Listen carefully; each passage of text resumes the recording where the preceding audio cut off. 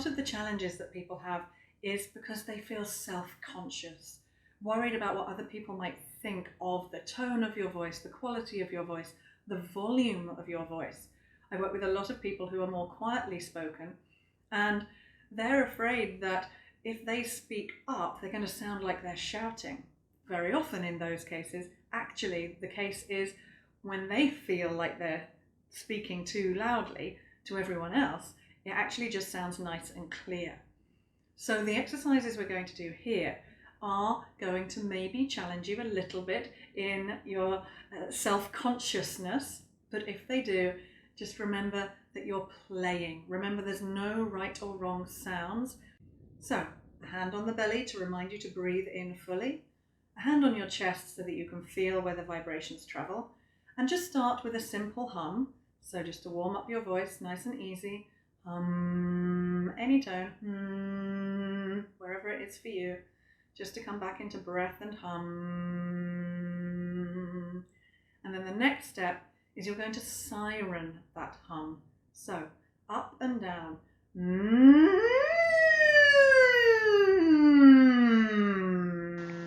Keep sirening as I'm speaking. Lots of people find this exercise really difficult, or they don't like it because they feel self-conscious, because you're using your voice in a new way. But we're sirening to help you move your voice through your body so that you can feel where the vibrations travel, to open up more physical space and vocal range, and to notice where your voice is stuck or where it does feel difficult, because that's often where you're holding emotional blocks or barriers. So keep sirening, keep playing. You can just change the tones if you like, incrementally. The easiest way to let your voice flow and find different ways. As we go high in the siren, it allows us to drop down, and as we go low, it allows us to open up. So, if there's a space that's stuck for you, that you feel like, oh, my voice just doesn't want to go there, the analogy I often use is the one of a bruise.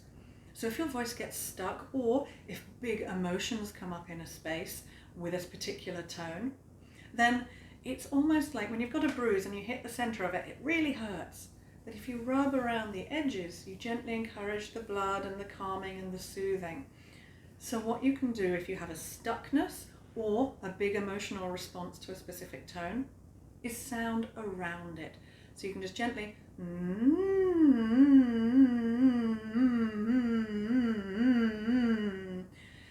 find that space so that you gently sound around it to open it up. Remember, your voice is vibration.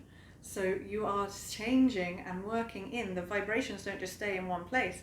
They'll travel to that space that's stuck or feeling emotional and gently allow you to open it without going straight in. We don't want to just bash it with a hammer. We want to gently open your voice so that it feels safe. The next exercise here is to play with volume. So again, you can either do this on the simple hum. If the siren's still a little bit too self-conscious for the siren, you can do the volume on the simple hum, or you can do it on the siren. So allowing yourself to feel what happens when you sound gently. And if you put a little bit more support behind it, again, your hand on your belly, remembering this is where support comes from, and letting the volume be just a little bit more, the intention stronger.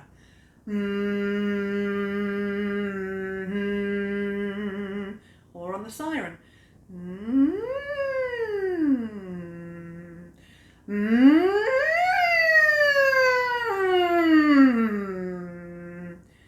And just notice what comes up for you emotionally, thought-wise, physically, if you create tension. If you don't like using a lot of volume, this is a great exercise for you to start playing with taking more presence, having that vocal confidence, feeling comfortable in yourself to hear yourself. This is the big first step for a lot of people. So there we go. It's time, if you're ready, to move on to the final module. If you need